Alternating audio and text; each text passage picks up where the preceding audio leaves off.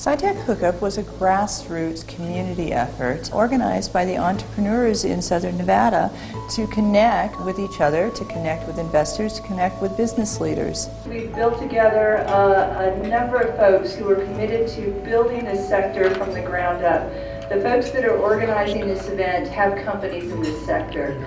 So rather than wait for the next economic development report that says we need to diversify the economy, the folks in this room are actually diversifying the economy, one company at a time. SciTech is a great opportunity to build community here. This is one of the things that has been needful in Las Vegas for a long time.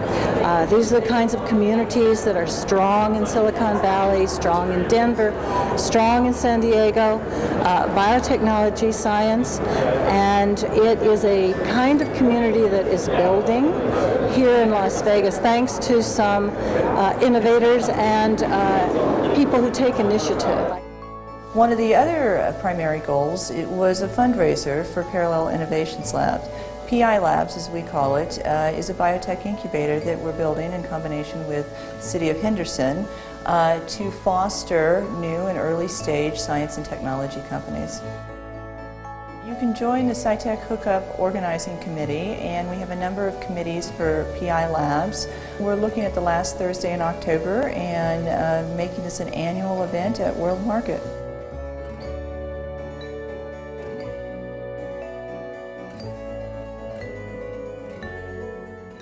I want you to get, we got a whole bunch of business people in this state. Get a bunch of them in here who've done this before, and let's sit down at a table and let them help me tell me what to do and what not to do and how to craft this correctly. And so we pulled together a group of about 10 individuals, and they sat in my office for 2 hours, and this is what they said. No. I kid you not, it was 2 hours of them telling me, you can't do this. They told me that, look, it was tried 30 years ago, you can't do this. They told me, like, you really don't know what you're doing. They said to me, they said, listen, it's not legal, there's no money, a lot of no's. So at the end of the 2 hours, I thanked them very much. I said, you know, it's really, really nice having this time to meet with you, but you guys need to understand that I don't start from the same place you start from. You started with no. And I decided to start with yes. And as we just heard from Kate, no is not an answer. So let's plan it for an optimal outcome. We're building the infrastructure to make this successful sector. We need physical infrastructure, the biotech lab. We need financial infrastructure, investors and investor organizations.